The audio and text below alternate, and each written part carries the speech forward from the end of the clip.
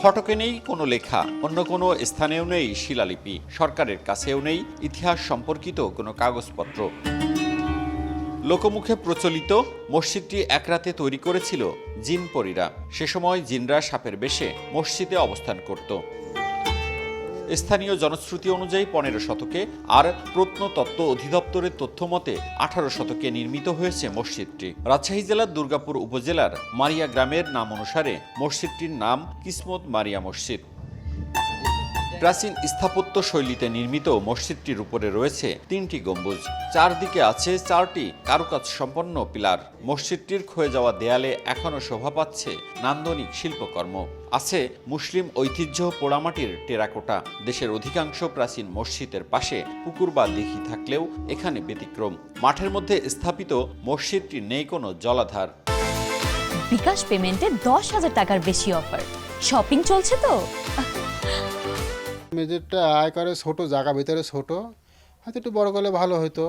তাছাড়া জুমার নামাজও হয়, এখন বর্তমানে তারাবের নামাজও হয়, এবং জুমার নামাজের সময় অনেক দূর দূরান্ত থেকে অনেক মাইক্রো গাড়িতে, কার গাড়িতে অনেক লোকজন আসে, এসে দেখাশোনা করে, ছবি টবি তুলে নিয়ে যায়। অনেক মানুষ অনেক সময় টাকা পয়সা মানুষ এখানে দিয়ে দেয়, বিভিন্ন ধরনের টুপি দেওয়া যায়, বিভিন্ন জিনিসপাতি এখানে দেওয়া যায়, রাখে, খাবার টাবার দিয়ে দেয়, পাটি বিভিন্ন যায়, নামাজের এই যে শপ আছে এগুলো দিয়ে যায়। জিন মসজিদ নামে পরিচিত যুগ যুগান্তর থেকে এভাবে হয়তো আমরাও বলতেছি, হয়তো আমার সন্তানরাও বলবে ভবিষ্যতে, ফিউচারে। জায়গা অল্প হলেও অনেক মানুষ আসে এবং সবসময় এখানে পর্যটক আসতেই থাকে, দেখতেই থাকে। মসজিদে প্রবেশের জন্য রয়েছে 3টি দরজা। 3 ফুট উঁচু ভিত্তির উপর নির্মিত মসজিদটির সামনে আছে বারান্দা। মসজিদের গম্বুজ, নির্মাণ শৈলী এবং চুনসুরকি ও ইটের ব্যবহার দেখে এটিকে মুঘল আমলের স্থাপত্য শৈলী হিসেবে অভিহিত করেছেন বিশ্লেষকরা।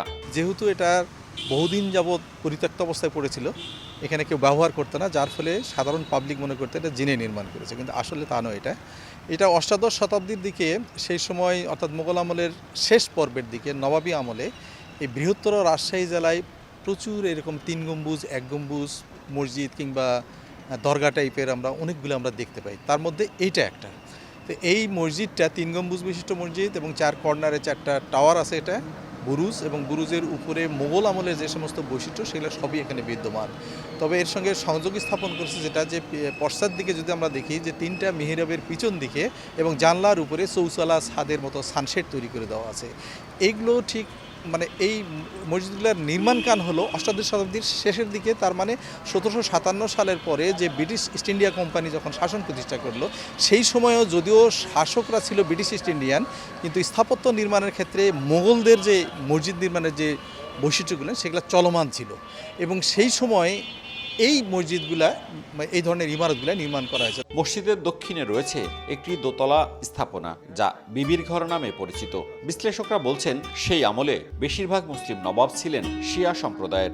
স্থানীয় জমিদার বা বিত্তবান মানুষ নবাবদের অনুসরণ করে আশুরা উপলক্ষে তাজিয়া মিছিল করতেন। এই মিছিলের জন্য ইমাম হাসান হোসেনের প্রতীকী সমাধি তৈরি করা হতো। বিবির ঘর মূলত সেই স্থাপনা।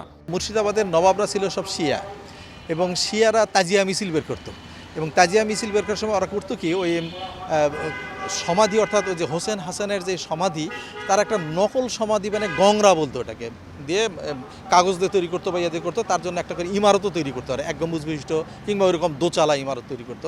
সেখানে গিয়ে তারা ওই যে মহরমের সময় ওই যে বিভিন্ন লাঠি খেলা করতো, এগুলো করতো। কিন্তু আমাদের, যদিও আমরা শিয়া নয়, কিন্তু ওই যে নবাবদের প্রভাবে প্রভাবিত হয়ে ওরা আনন্দ মিছিল করে বের করে, ওইরকম তার করে আমাদের এই সুন্নিরাও এগুলো করতো।